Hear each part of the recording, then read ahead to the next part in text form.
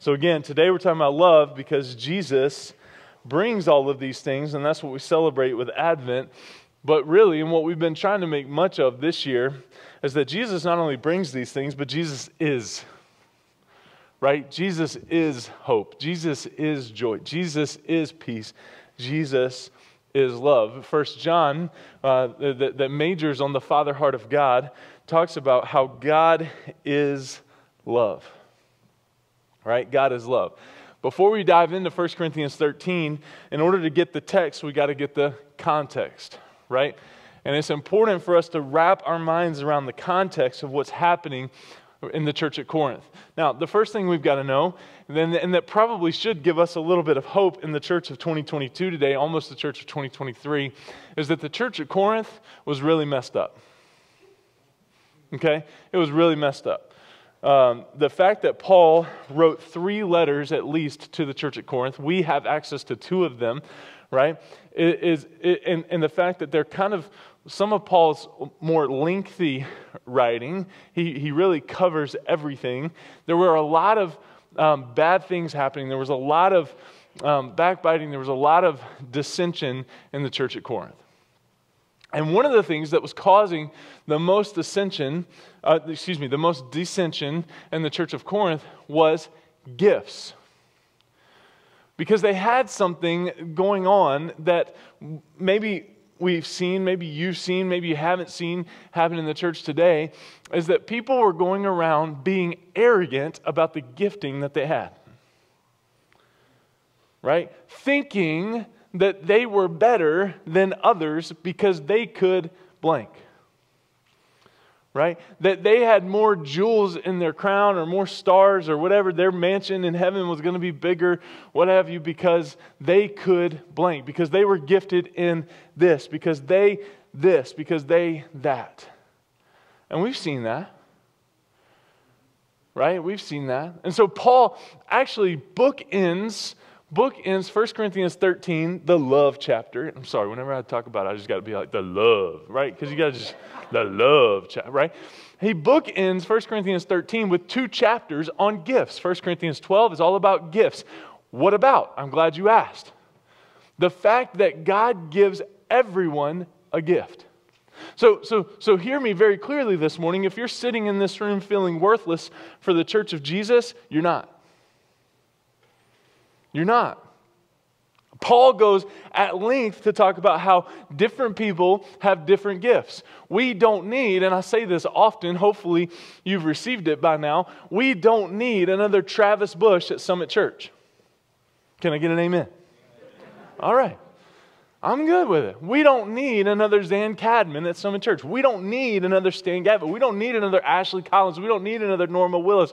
We don't need another Jen Willett. Amen? Okay, awesome. Right? Each one of us is gifted. Now, can I tell you something though? We need you. Because we need the gift, we need the way that God has wired you for the church of Jesus, for His glory, to operate in the way that He's gifted you. But what Paul is getting at with the church at Corinth is he's saying, listen, extroverts, you're no better than introverts. Okay? Singers, do not flaunt your singedness. And the fact that you can hear notes and match them on those of us that can't. Okay, there's a reason I don't sing into a microphone on this stage, because I want you to come back to Summit. Okay, and I'm good with that. Okay, you get the point, right? Teachers, preachers, we are no better than those that stood out this morning greeting folks. And so while they were comparing notes and they were trying to shame other people because their gifts weren't as good as theirs, Paul says at the end of 1 Corinthians chapter 12, and I will show you a more excellent way.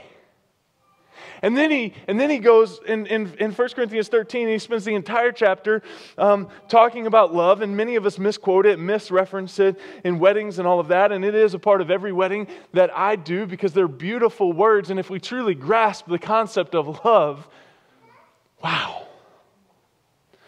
But what Paul is getting at is, I'm going to show you a more excellent way to treat each other when it comes to gifts.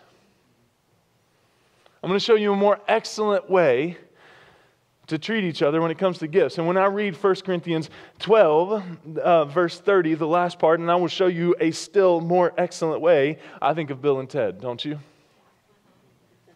The Most Excellent Adventure, some of you? Yeah. Movies from the 80s, 90s, okay? Thank you. Very good. I just wanted to show you I was relevant. Okay?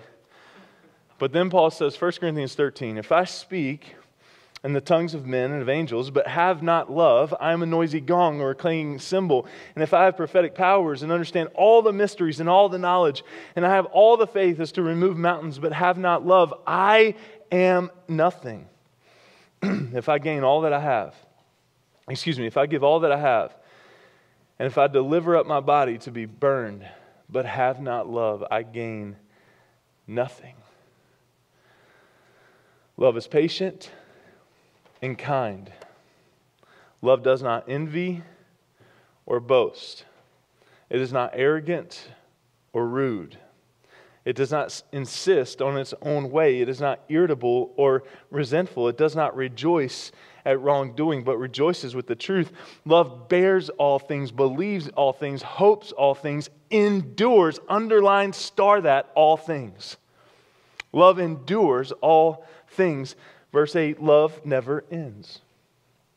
As for prophecies, that being one of the gifts, just to bring everybody up to speed, that being one of the gifts that he referenced in 1 Corinthians chapter 12, and then he references again in 1 Corinthians 14. As for prophecies, they'll pass away. For tongues, another gift, they'll cease.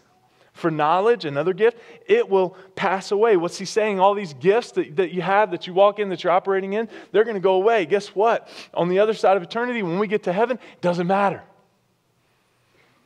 We're all singing. We're all worshiping. And the fact that the person next to you is going to sing out of tune into heaven isn't going to bother you in heaven. Gives you something to look forward to. For we know in part and we prophesy in part, but when the perfect one comes, when Jesus comes, the partial will pass away. When I was a child, I spoke like a child, I thought like a child, I reasoned like a child. When I became a man, I gave up childish ways. For now we see in a mirror dimly, but then face to face. Now I know in part, then I shall know fully, even as I have been fully known. So now faith, hope, and love abide. These three. But the greatest of these is love. But the greatest of these is love. And then he goes on in chapter 14, and I'm just going to give you this for free. Pursue love. And earnestly desire gifts, but pursue love. Pursue love. And so what Paul is saying here is this. If you're the greatest singer in the world, but you don't have love, it's nothing. If you think you are God's gift to Summit because you are the most extroverted person and you welcome everybody on the planet, but you don't love Jesus, you're never going to be satisfied. I am convinced that many of our frustrations around Christianity and church and Jesus and all of these things center around the fact that we're pursuing the wrong thing. Many of us are pursuing finding the right church when our real pursuit ought to be the right view of God. Many of us have the wrong pursuit. Many of us are trying to find where we fit instead of where we're called. Many of us are trying to find what makes us feel right as opposed to what God is calling us to fix. Let me tell you something. If I ever find the perfect church that made me feel good, where I fit in, where there was nothing to be fixed, I don't want to go there. Why? Number one, I'll ruin the perfect church because I'm not perfect. And number two, that'd be pretty boring. I love our misfit crew because there's a lot here that we need to fix. Right? And so I believe that a lot of our frustrations in life are stemming not from a lack of, but rather a wrong pursuit. A wrong pursuit. And what Paul says here is, hey, let's pursue a more excellent way. There's a more excellent way, and let's pursue that. And it's called love. You guys good? Okay. When we love someone, how many of you know that when we love someone, it changes how we act towards them? Right? When we love someone, it changes how we act towards them. I want you to understand what the argument in here is. If we look at the first 3 verses of chapter 13, and we had some issues with the screen, so I don't know if the sermon notes are up there or the words, but that's okay. It's a pretty well-known passage. If I speak in tongues of men and of angels, but have not love, I'm a noisy gong or a clanging cymbal. If I have prophetic powers and understand all the mysteries, all the knowledge, and I have all the faith as to remove mountains, but have not love, I'm nothing. If I give all that I have away, if I deliver up my body to be burned, but have not love, I gain nothing. What Paul is getting across one more time is that you can have every single spiritual gift, but if you don't have love, it's worthless. It's all worthless. And so to put it in the context of the entire argument, those people who were worried about how superior they were because of their spiritual gifts, those people who just knew that life would be easier if only everyone else were like them, in the eyes of Paul, their real problem wasn't simply a lack of focus on God, it was a lack of love. And his message to them is that for the follower of Jesus, love is the greatest thing that we can have. Love is the greatest thing that we can show. Now, can I pause here for a moment? Because I heard something this past week that just really moved me. And he was talking about leadership, and he said to leadership, he said, you've decided that you're an introvert and so you're not a leader. Right? And that's the argument. Well, I don't like people. So, no, you've decided that you don't like people. And so many of us excuse our lack of love by saying, that's not my personality. No, you're just not being kind. You can be an introvert and get peopled out really quickly and still be kind. And still love people. See, it's not... Or, let's talk about another one.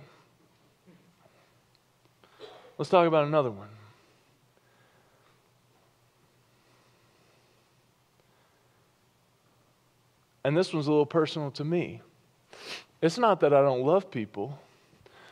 It's not that I'm an introvert or mean. I've been hurt.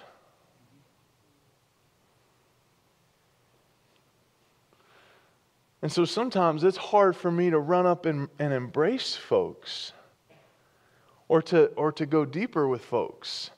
Not because I don't like you or because I don't want to, but because there's something inside of me that says, oh, but if you do that, they could hurt you.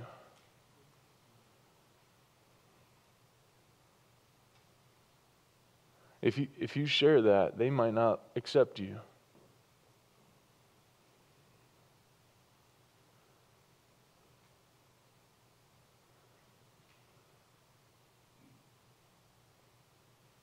And so these ideas of these lies that we tell ourselves or these excuses that we make of being hurt or our personality types or what have you, they're just that. They're excuses. We can still love one another. We don't have to excuse love away. All right, that might be the hardest thing we say today. I'm not sure. Okay, you still good? So to show the superiority of the love, Paul begins by defining what love is. He begins to define what love is in verse 4. That is, the explanation not only is beautiful, okay, but it's largely tailored to what they needed to hear. So he begins with love is patient. I had to start with that one, didn't he? Had to start with that one, didn't he? We were joking this morning. We were so glad that patience is not one of the Sundays of Advent. But I guess it is, because when we talk about love, the first thing that Paul defines love as is patient. But what does Paul know? Right? Love is patient. Love is kind. Now, let's look at this. Let's dive into this a little bit, because he begins with a passive and an active description of love. Right? He begins with a passive and an active description of love. Patience is the passive. It is what automatically happens when love is present. That you're patient with the people around you that you love. When we love someone, we automatically give them the benefit of the doubt, don't we? When we love someone, when we truly love someone, we give them the benefit of the doubt. We give allowances for their faults. We give allowances for their weaknesses. What one person may find annoying, another person may find endearing. And the difference in that is love. It's love. Again, when we love someone, it changes the way we act towards them. The greater truth here is that if we live a life of love, this won't be just true to a select few of individuals. It will mark our lives in the way we treat the people around us. Love is patient. And then there's the matter of kindness. This is the action. This is the active verb. Kindness is defined as a helpful act. In other words, if we live a life of love, it will show in the helpful things that we do for other people. And so Paul starts by using two words to describe what love is. It's patient, it's kind. And then Paul shifts, he transitions to describing what love is not. The first 5 things that Paul mentions love is not are connected to the things that he's already told them they need to stop. Look at it. It doesn't envy or boast. It's not arrogant or rude. It does not insist on its own way, is not irritable or resentful. It does not rejoice at wrongdoing, but rejoices in the truth. He begins by saying that love does not envy. See, jealousy is about desiring something for yourself, but love is about putting others above yourself. Love is about putting others above yourself. And this is hard, isn't it? I experienced this past week. This time of year, y'all, and it really starts in October, okay? But y'all, which is Southern for you all, okay? Okay? Y'all like to fatten up your pastor, okay? And so these things just arrive. These goodies arrive. They're all, most of them are really good, okay? And this happened this past week, and we got this little goodie bag of about 8 peanut butter balls. Now, let me just pause for just a moment. Okay? Okay? You need to think about this, family. You're given a family of 6.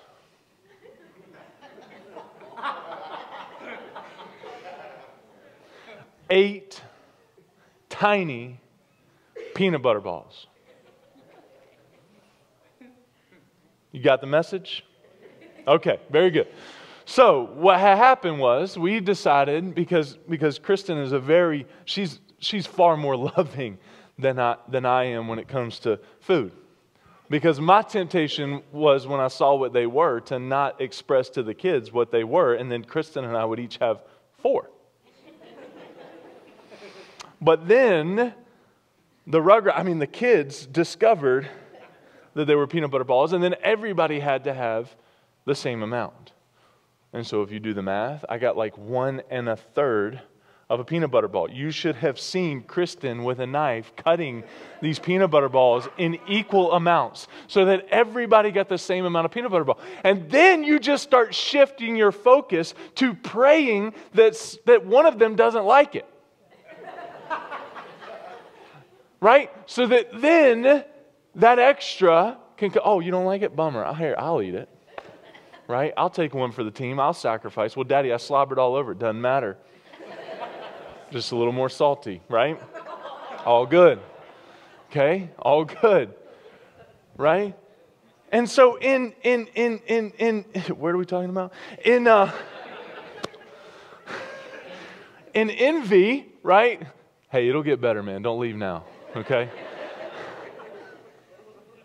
Jealousy is about desiring something for yourself, but love is about putting others above yourself. Not worrying about the amount of peanut butter ball, but just accepting and cherishing the fact that you got any at all. Right, family? Okay, you see where we got there?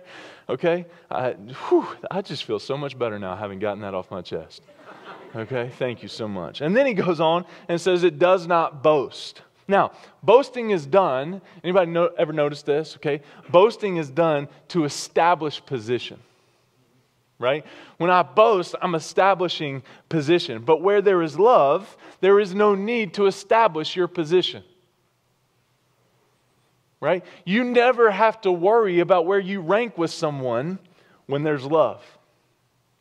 You never have to worry about are you closer with this person than another person when there's love. It's not about rank. It's not about establishing position because you're already secure with those whom you love and that love you back. That's the greatest thing about love, is that it's not earned, so you don't lose it. And here's where love gets tricky and hard, is that because of that, outside of God, there's no love. There can be love, I'll rephrase that, but not true love because of what 1 John says, God is love. He's the purest example of love, and only by following Him and seeking to allow Him to make us into His image can we truly love others. Greater love than this, that one lay their life down for their friends. Love requires sacrifice, and Jesus made the greatest sacrifice. God, in sending Jesus, made the greatest sacrifice. And so love is not positional. It's not about establishing position, because when there's love, there's no need in that. The next thing that Paul tells us that love is not is that it's not proud. You understand that pride is an emotion, and when it's for a healthy reason, it's a healthy emotion. But Paul is saying that love isn't like that. It may be proud of what God does. It may be proud of righteousness, but it's not going to be so proud that it can't take a look at itself.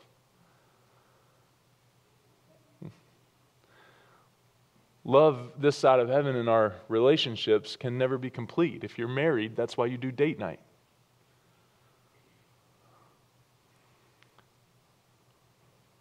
Right? That's why you continue to fall in love with one another every day.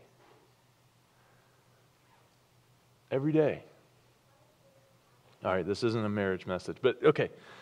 Then he goes on. Love is not rude. Love is not rude. He says it's not arrogant or rude. A better translation is that it does not shamefully or disgracefully. Right? In other words, when you love someone, you try not to do things to shame them or put them down. That's why you have to be a little careful about sarcasm in love. Right? Which I'm not good at. But in addition, when you live a life of love, you won't treat other people that way. Paul says that love is not self-seeking. Once again, he's listing something that love is not, but he's already called them on doing it in chapter 12. And so the secret of this passage is that there was nothing wrong with this church that couldn't be fixed, that people would just live with a love for God that overflowed in them to love one another. You know what? There's nothing wrong with this world that can't be fixed with love. The issue is that the only way that people can ever really learn to love and how to live with love is from God and the source of love. So Paul tells us 2 things that love is. It's patient and kind. Paul says 5 things that love is not. And now he lists 2 more verbs that are universally excluded as well. In other words, Paul is saying that even though you guys haven't blatantly done these yet, you don't think about it. Don't think about it because they're a bad idea too. First is that love is not easily angered.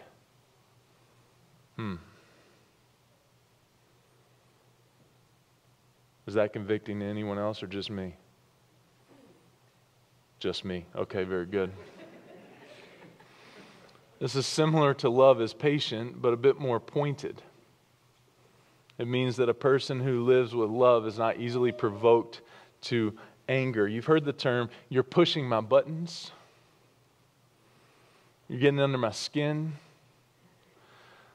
When love is present, a lot of buttons have to be pushed before someone who loves gets angry. And we could talk more about that.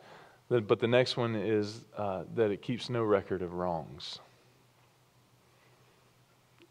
When I'm doing premarital or marital counseling with couples, one of the things I give them is these 15 nevers of communication.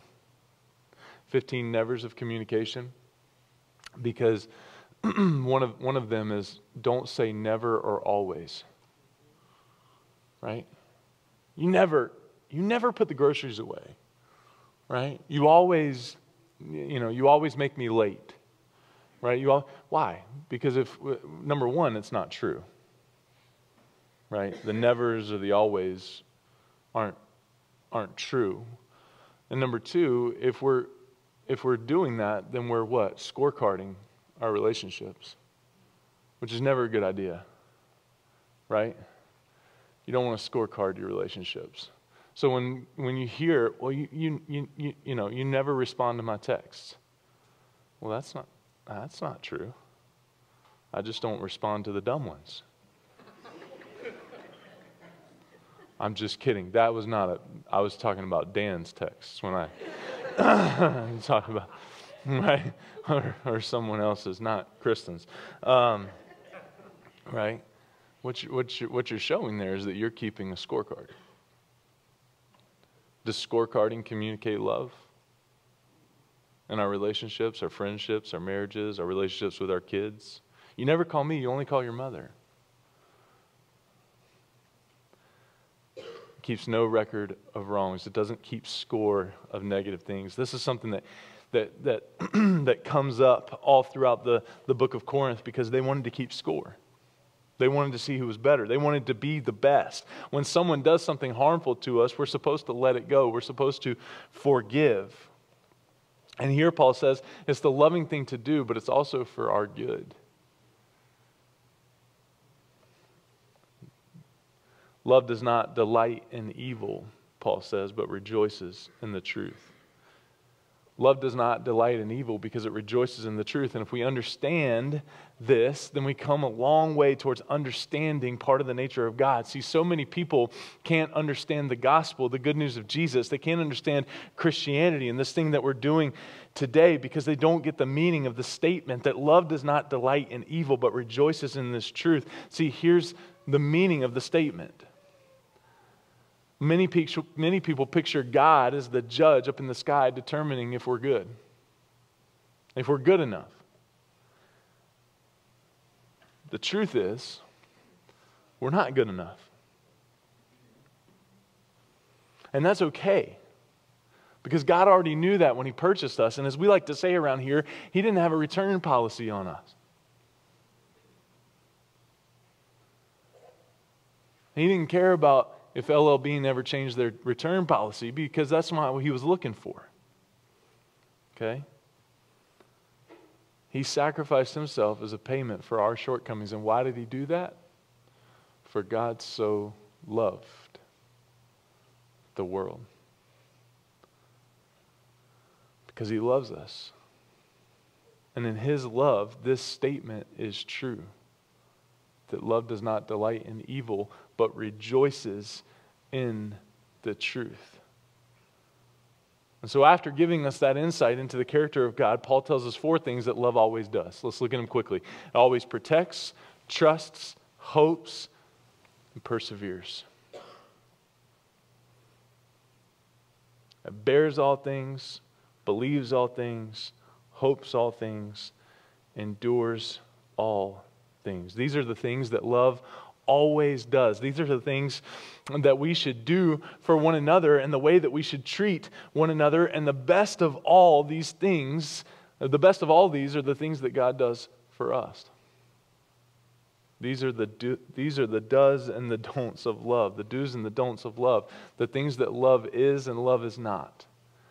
And then we see this paragraph. Love never ends. It's for prophecies, they'll pass away. For tongues, they'll cease. For knowledge, they'll pass away. We get to this transitional paragraph that compares love to the spiritual gifts. And in Paul's mind, love is greater. That's the opening statement in verse 8. Love never ends. It doesn't mean that there won't be problems or difficulties. It doesn't mean that you're not going to get tired and frustrated and be more irritable, but it does mean that those things won't destroy love. No matter what happens, love will stay. And then we see Paul get really personal. Remember, he's just gotten done talking to them about spiritual gifts. It's something that they're proud of, and then he really hits them with when it comes to these gifts, they're not going to last. They're not going to last. They're going to pass away. In other words, you guys have been so proud of these gifts, but they're temporary. You know, one of the things that I have loved over the last 3 years, but has been really exhausting, is the fact that we have moved like 90 times. That's what it feels like.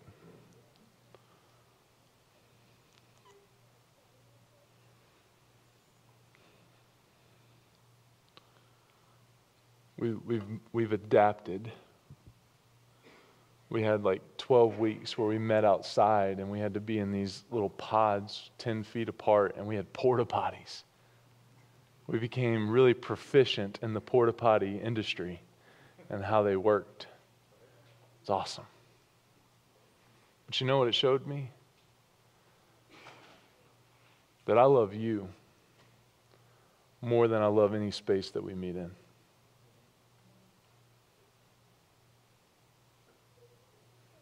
We're going to get to worship together in eternity, but we're not going to take these chairs with us. We're not going to take the drums with us. The devil's in the drums anyway. So they're not going to be allowed in heaven, even though the Bible talks about drums. So that's always confused me where people get that. I guess, never mind.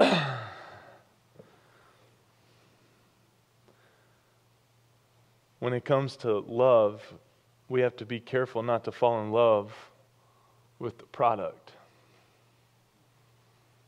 But remember that love is in the people. Somebody asked me recently if I wasn't the pastor of Summit, what church would I go to?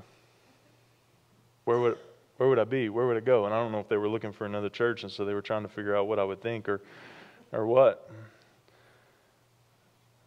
But let me tell you something. And I'm not trying to be passive aggressive with anything here. This is just truly how I feel.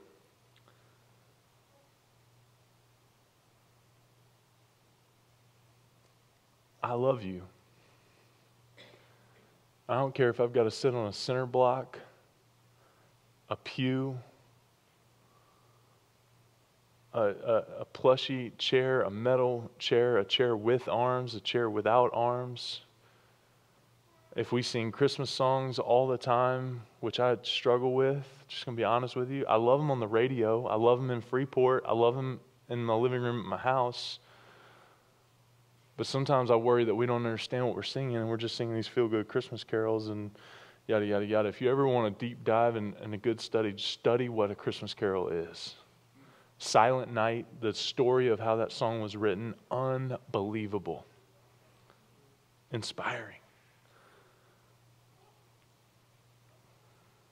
And so anyway, I digress. I don't care. I just don't care.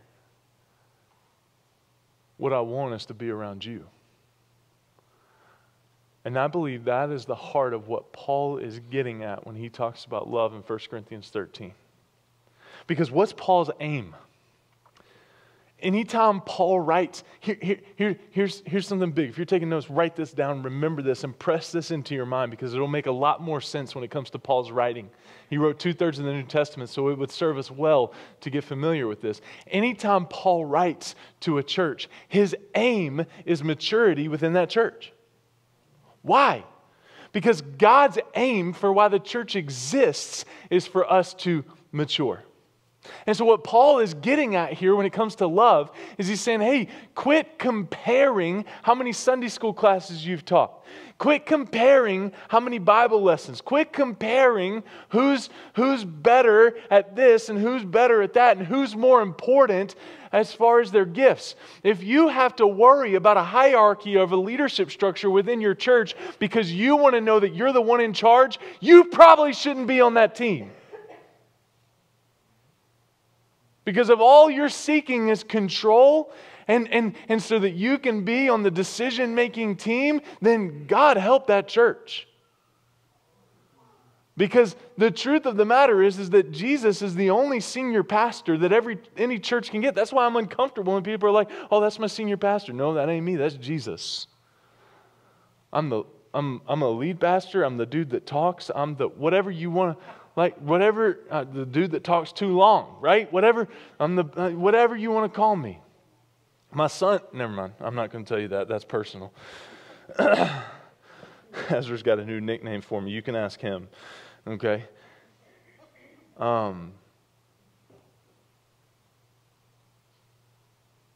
The church ought to be known for love. I think it was like 2000, 2001. It was a little bit later than that. It might have been 2002, 2003. It was right after 9/11. And there was a music group called the Black Eyed Peas. Anybody ever? Okay. Support group, because y'all shouldn't be listening to that stuff. Okay.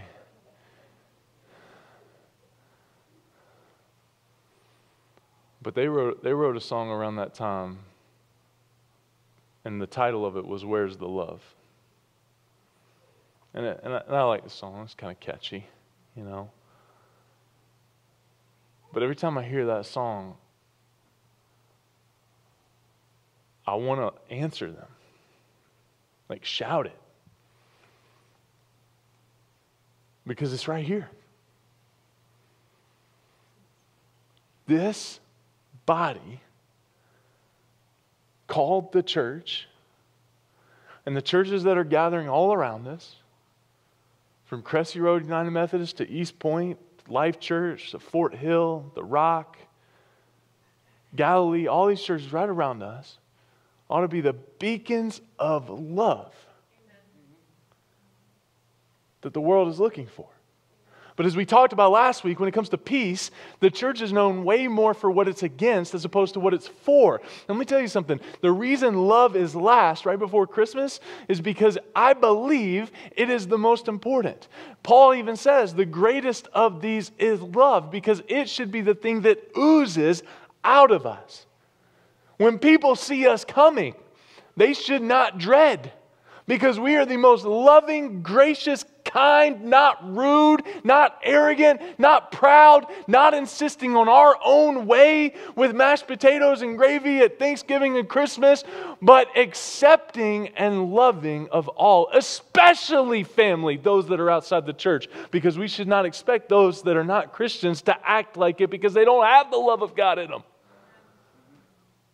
And so stop judging them and writing them off because they don't act like you. Guess what? They're not.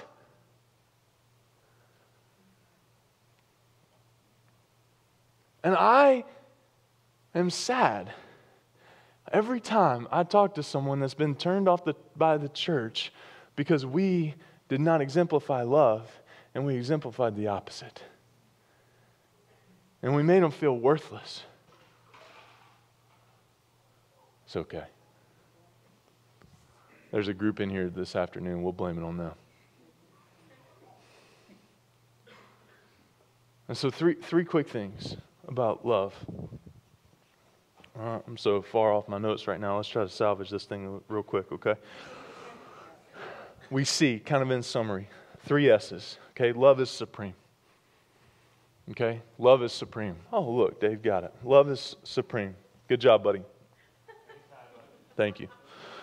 Love is supreme. It's greater than tongues. It's greater than prophecy. It's greater than knowledge and faith. It's greater than outward displays of affection, because true heart love is supreme. Number 2, love is selfless. It's sacrificial. You give up the rights to the peanut butter balls. It's patient. It's kind. It's not jealous. It's not jealous. It doesn't brag. It's not arrogant. It doesn't act stupid or whatever. Lack of knowledge. Stupid's probably something you shouldn't say in church from the pulpit. That's stupid. Anyway, it isn't selfish. It doesn't provoke to wrath. It doesn't keep a grudge. It doesn't scorecard greater love than this, than one that would lay their life down for their friends. And then love is steadfast. It endures. It is sure. It'll stand forever.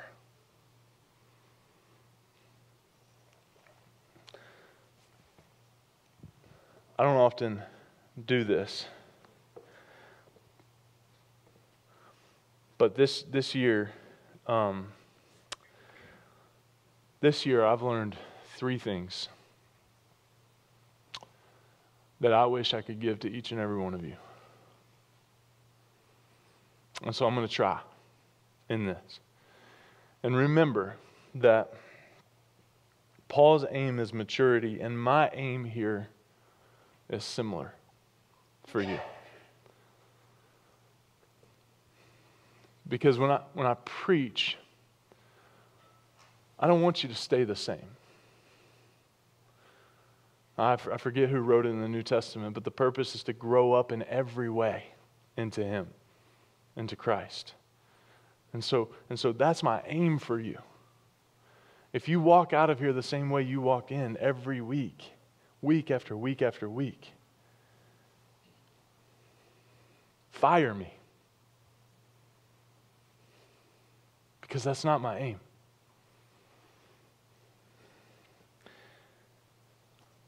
I have the responsibility as your pastor to look at Summit Church from a biblical, objective way. There's so much good here. There's so much potential here. There's so much giftedness here. However, I grieve what often appears like a lack of love among us.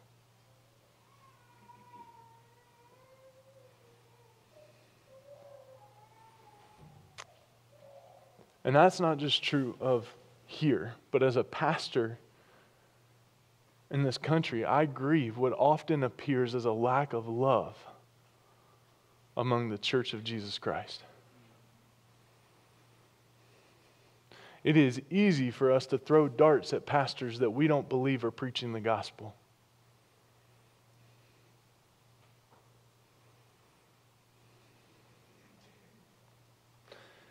I have a dear friend, his name's Eric Baker, that's taught me a lot about love over the last year.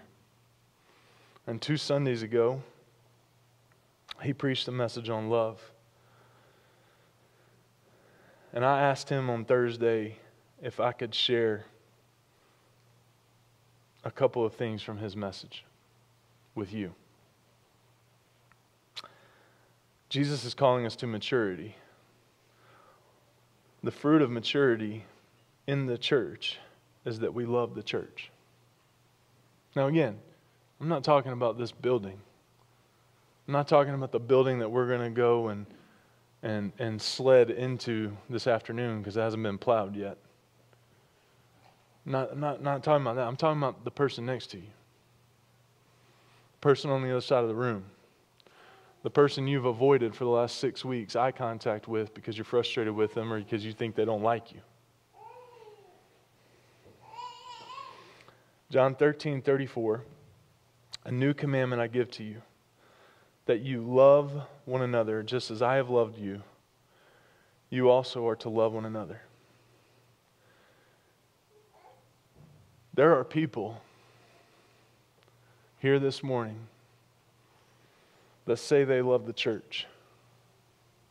And then there are people that actually love the church. And without raising your hand or shouting out, which one are you? Do you know the opposite of love is not always hate? More often, the opposite of love is apathy. Apathy is defined as a lack of interest, enthusiasm, or concern. It's indifference. And many of us struggle with apathy when it comes to one another.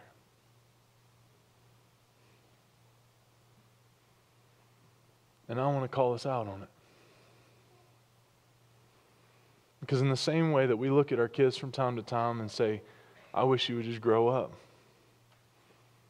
Because that just shouldn't bug you. Or you know what? Why don't you care for your brother or sister and don't be indifferent about what just happened to them? Well, he deserved it. Says who? If sin, Satan, and death can destroy a local church, they will also deceive us through apathy.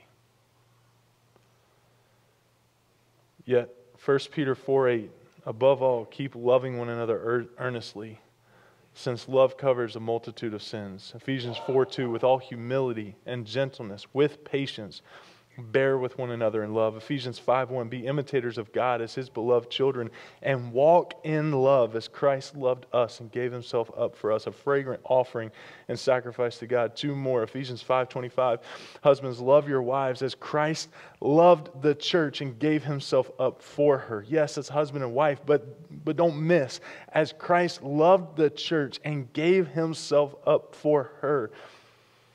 1 John 3:16. By this we know love, that He laid His life down for us, and we ought to lay our lives down for one another. Summit, we love because we want to reflect the very character of God. Not because it feels good, not because it's the right thing to do, but because we want to reflect the very character, the very nature of who God is. Jesus is patient and kind to the church. Jesus does not envy or boast. Jesus is not arrogant or rude. Jesus does not insist in His own way. Jesus is not irritable or resentful. Jesus does not rejoice at wrongdoing, but rejoices in the truth. Jesus bears all things. Jesus believes all things. Jesus hopes all things. Jesus endures all things. Jesus and His love for the church never ends. Let me be clear. I'm not calling you from guilt, shame, or condemnation. For there is no condemnation for those of us in Christ Jesus, but rather I call you from love to love. Do you love the church? We'll never love the church until we first love Jesus. So family, listen. 3 things that have meant the world to me this year are these sayings. I love you. And I want you to, Kristen, will you come up here for a second?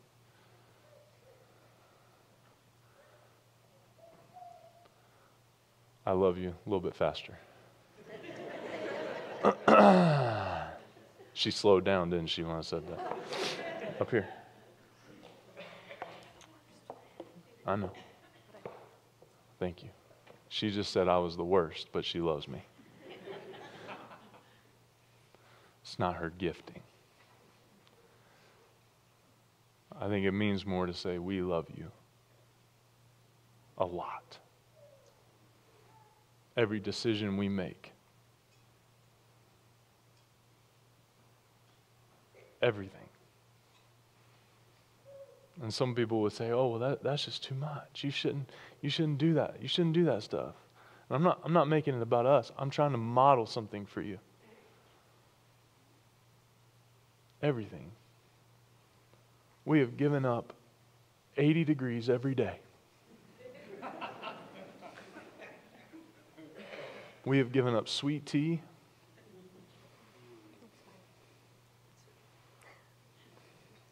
Shh. We love you.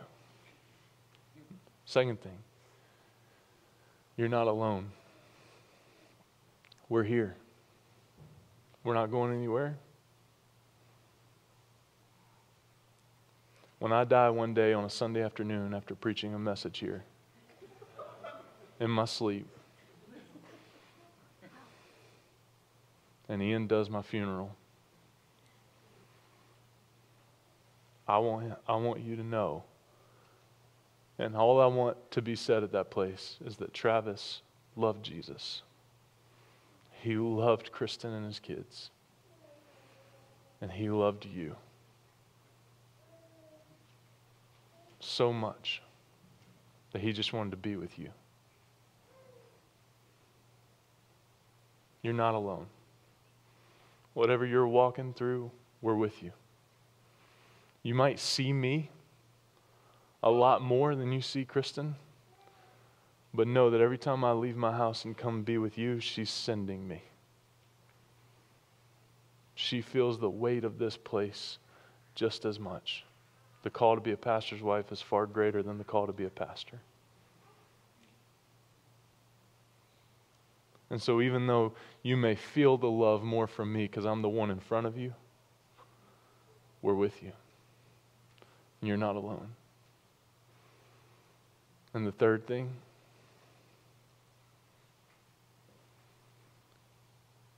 is you're so worthy. We need you. And more than we need your money, your attendance, whatever, we need your gifting. We need you to show up. We need you to love the church so that you want to get involved with what he's doing here. I don't want to be the team that Jesus looks at and says, man, those guys have so much potential.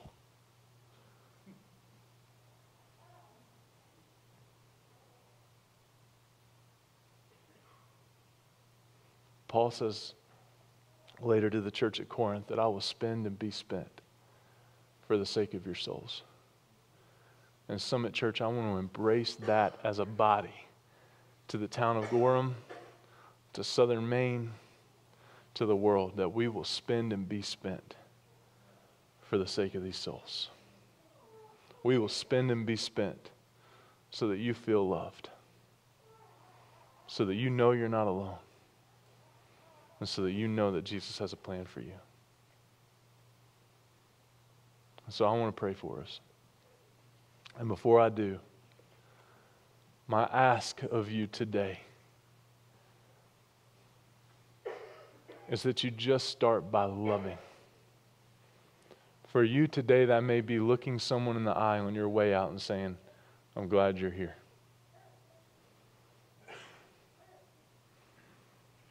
But may we grow up into a pursuit of Jesus that can only result into more love, as opposed to anything else that we've talked about this morning. God, I thank you that you loved us first. God, I thank you that you have called us to a greater love. God, I thank you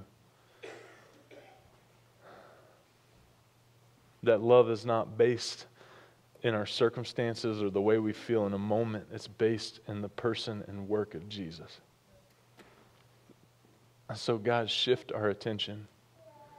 Change our focus from only being able to see the inconveniences and the frustrations and the letdowns in front of us, because you tell us in Scripture to anticipate those. But God, help us to see that your love is greater, is better, it's worth it, and that you've called us to share it. God, we may be coming in contact this week with some people that are hard to love. We may be coming in contact this week with people who are at the center of our deepest hurts. And God, I pray that your grace would help us to not hold things against, but to embrace and love. And God, my prayer for this body, my prayer for Cressy Road, for Life Church, for Fort Hill, for Galilee, for the churches that I know share the same heart, is that we as Christians would be known by our love because of our pursuit of you. Because of our pursuit of you, and because love is your very nature. So help us to grow out of being irritated and arrogant and grow into being patient and kind and exemplifying your love to one another and to the world. We love you, and we love your church, and we are thankful that we get to be a part. In Jesus' name, amen.